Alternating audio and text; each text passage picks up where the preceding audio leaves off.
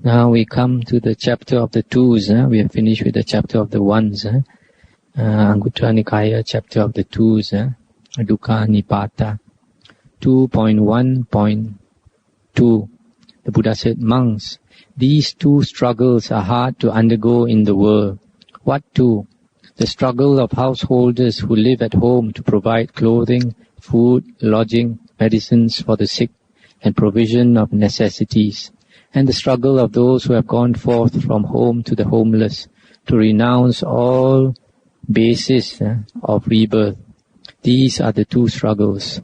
Of these two, monks, the latter is the more important. Wherefore I say unto you, thus must you train yourselves. We will undertake the struggle to renounce all substrates of rebirth, or all bases of rebirth. That is how you must train yourself, monks.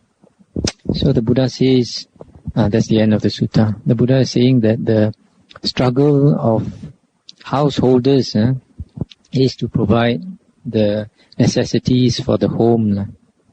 And the struggle of monks is to renounce the supports or the basis of rebirth. And the struggle of monks is the more important.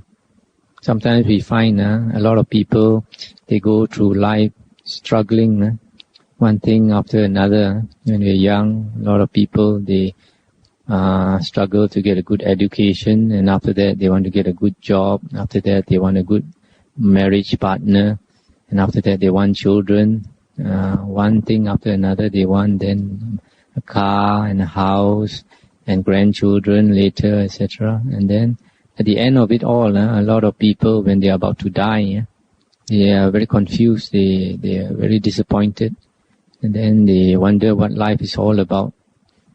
All the things that they wanted, they struggle for, most of it they have attained, and suddenly they find that they have to lose all of it.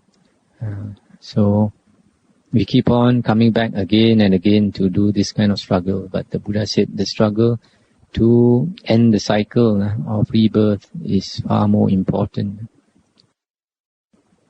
And then the next sutta is 2.1.3. Monks, there are these two things that burn. What two? Herein a certain one has done immoral acts of body. He has done immoral acts in speech and thought. He has omitted moral acts in body, speech and thought. He is burned or seared with remorse at the thought, I have done wrong in body, speech and thought. I have left undone the good deeds in body, speech and thought. And he burns at the thought of it. These monks are the two things that burn. So the Buddha says, if we have done immoral acts, immoral karma in body, speech and mind, or we have omitted to do moral acts, moral karma, wholesome karma in body, speech and thought, then our conscience is pricked. So you see, sometimes it's not only that we do something immoral, even if we fail to do something that we ought to do, later it will burn our conscience and we get pricked by it. That's why we have to be careful. What are the immoral acts? For example, immoral act of body might be killing, committing adultery, or stealing. And immoral acts of speech might be lying, slandering, carrying tales so that people quarrel, etc. And then immoral act of thought might be having hatred for somebody, etc. Now the next sutta is 2.1.5. The Buddha said, two things, monks, have I realized. To be discontented in good states and not to shrink back from the struggle. Without shrinking back, monks, I struggle on thus. Gladly would I have skin and sinews and bones wither, and my body's flesh and blood dry up, if only I may hold out until I win what may be won by human strength, by human energy, by human striving. By my earnest endeavor, monks, I won enlightenment. I won the unrivaled freedom from the bond. And you too, monks, Do not you decline the fight, but struggle on, saying to yourselves, Gladly would I have my skin and sinews and bones wither, and my body's flesh and blood dry up, if only I may hold out until I win what may be won by human strength, by human energy, by human striving. Then you too, monks, in no long time shall win that goal for which the clansmen rightly leave home for the homeless life, even that unrivaled goal of righteous living, realizing it for yourselves even in this very life, and having reached it, you shall abide therein. Wherefore I say unto you, monks, thus must you train yourselves.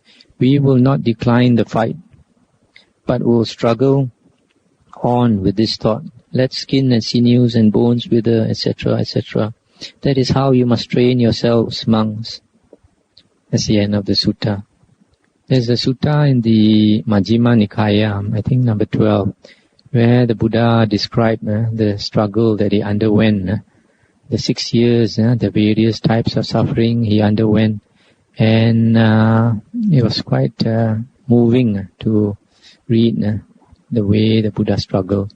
And the Buddha said that nobody in the past could have suffered more than him on the spiritual path.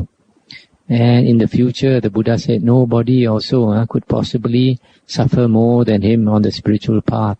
At the very most, they could only equal the amount of suffering he went through.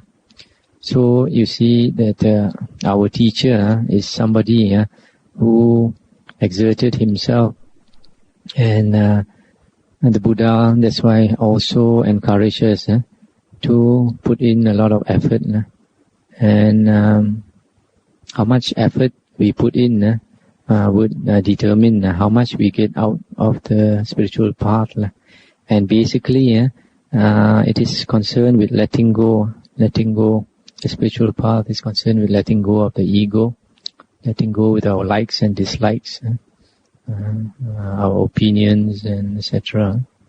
And anything to do with the ego. That's why it's very important to always observe our mind. If a person is a meditator, he should always be observing his mind, see the ego working. The next sutta is 2.1.6. Buddha said, Monks, there are these two things. What two? Looking with satisfaction on things which are fetters that bind to rebirth, and looking with disgust thereon. Monks, he who dwells looking with satisfaction on things that bind like fetters abandons not greed, abandons not hatred, abandons not delusion. He who abandons not these is not released from rebirth, from old age, from sickness, from death, sorrow and grief, woe, lamentation and despair. He is not released from dukkha, ill, I say. But monks, he who dwells looking with disgust on things which are fetters that bind, abandons greed, hatred and delusion. Abandoning these, he is released from old age and decay, etc. He is released from dukkha, I declare. These monks are the two things. That's the end of the sutta. So the Buddha is saying that there are certain things which are fetters, attachments to our relatives, attachments to our property, our wealth. These are the two greatest attachments. The Dhammapada, the Buddha said, the chains, iron chains that bind a person are nothing compared to the bonds that are created from family ties, from worldly ties, ties of close family, ties of our property, etc. Those are real bonds. So a person who is not learned in the Dhamma, those things that are fetters to that person, that means those things are things that bind him to the wheel of samsara. He looks with satisfaction on them. He's very happy and satisfied that he's got a big house, got a lot of money in the bank, he's got very beautiful children, very loving husband, very loving wife, etc. those things that to a worldly person are things that give him joy and happiness, are those very things that bind us to samsara. That is why it is very difficult to walk the path, the spiritual path. Most people, they want to enjoy those things because it's very normal for worldly people, for normal human beings to enjoy things like that, having a loving husband, loving wife, loving children, etc. And they get a lot of joy and satisfaction, enjoying good music, a nice TV set, Astro TV and all that. Those are the very things that bring us back to rebirth. So the Buddha says, if we have the wisdom of the Dhamma, from listening to the Dhamma, then we know that these are the things that bring us back to rebirth. That's why the Buddha says in the Dhammapada that the worldly path is in one direction. The path to Nibbana is in the opposite direction. Some people they think they want to get the best of both worlds. They want to put one foot in one boat and one foot in the other boat. It's very difficult to do that. If you make any progress after some time, you realize that if you really want to cultivate, you have to renounce. If you don't renounce, it's very difficult to practice. 2.1.9, the Buddha said, monks, these two bright states protect the world. What two? Sense of shame and fear of blame. Hiri Ottappa, which probably can be better translated as conscience and remorse. And then Buddha continues, monks, if these two states did not protect the world, then there would be seen no mother or mother's sister, no uncle's wife, nor teacher's wife, nor wife of honorable men. But the world would come to confusion. Promiscuity such as exists among goats and sheep, fowls and swine, dogs and jackals. But monks, since these two bright states do protect the world, therefore there are seen mothers and mothers' sisters, uncles and uncle's wife, teacher's wife, etc., etc. That's the end of the sutta. So the Buddha is saying that because we have a sense of conscience and remorse, conscience meaning like the fear to do something wrong, and remorse meaning that to grieve, to feel remorse over some wrong that you have done. People without a sense of remorse, they do something wrong and they don't feel the conscience pricking them. Maybe their conscience does prick them, but they just keep on doing the wrong things until, how can I say, it doesn't pain them anymore. So a person with remorse and conscience, he would not do things that animals do. The Buddha is saying, talking here about promiscuity. You see animals, they don't recognize a mother and son or daughter, etc. They just are very promiscuous. So human beings don't do that, but sometimes you find some human beings do that. Especially nowadays, you read in the papers, there's a lot of cases of incest, etc. So if we behave like animals, then it's very likely that next time we come back to rebirth, we'll have an animal rebirth.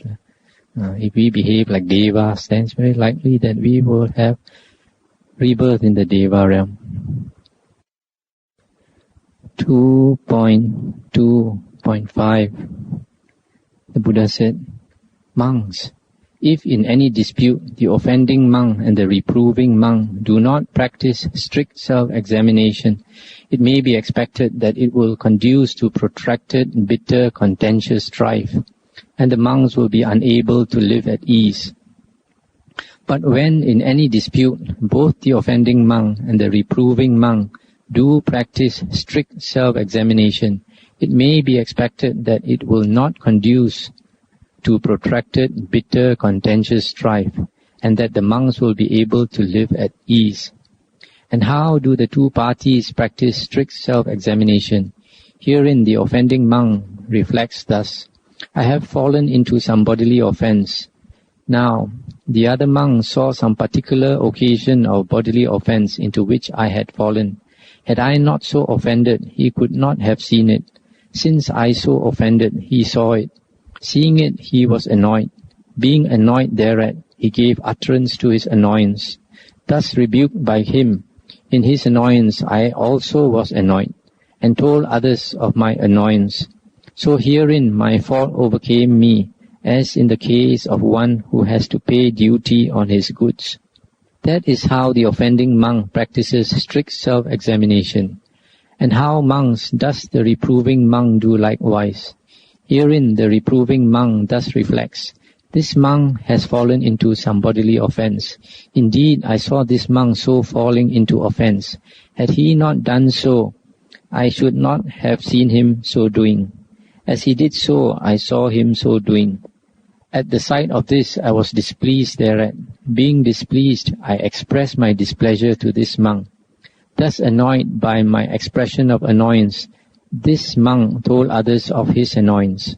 So herein my fault overcame me, as in the case of one who has to pay duty on his goods. That is how the reproving monk practices strict self-examination. Now if both the offending and reproving monk do not practice strict self-examination, it may be expected that it will conduce to protracted, bitter, contentious strife, and the monks will be unable to live at ease. But if, on the contrary, they do practice strict self-examination, it may be expected that the opposite will happen. That's the end of the sutta. This sutta is more for monks, but it is equally applicable to lay people. Sometimes you find two parties quarreling, and the Buddha is saying that if we are involved in any quarrel or in any ill feeling with somebody else, we have to examine ourselves and be frank and see our faults. And if we practice self-examination and admit our faults, then we can apologize, or at least even if we don't apologize, we don't make matters worse by prolonging the dispute or whatever. 2.2.7 The Brahmin Janusoni came to visit the Exalted One, and after paying respect, etc., sat down at one side. So seated, he said to the Exalted One, Pray, Master Gautama, what is the reason, what is the cause, why some beings here in this world, when body breaks up after death, are reborn in the waste, the woeful plains, the downfall, in hell? The Buddha said, owing to commission and omission, Brahmin. And then Janusoni asked again, but pray, Master Gautama, why are they reborn when body breaks up after death in the happy lot in the heaven world? Again the Buddha said, owing to commission and omission, Brahmin. And Janusoni said, I do not understand the detailed meaning of what has been concisely stated by the worthy Gautama, but not explained in detail. It would be well for me if the worthy Gautama would teach me Dhamma in such a way that I might understand his meaning in detail. Then the Buddha said, then Brahmin, do you listen? Give careful attention and I will speak. Very good, sir, replied the Brahmin Janusoni to the Exalted One. The Exalted One said, now in this connection, Brahmin, certain beings have committed immoral acts of body, speech and thought. They have omitted moral acts of body, speech and thought. Thus, Brahmin, it is owing to commission and omission that beings are reborn in the waste, the woeful plains, the downfall, in hell. Again, Brahmin, certain beings have committed moral acts of body, speech and thought. They have omitted immoral acts of body, speech and thought. Thus again, it is owing to commission and omission that beings after death are reborn in the heaven world. Excellent Master Gautama, etc., etc. And then I think the Brahmin took refuge in the Buddha.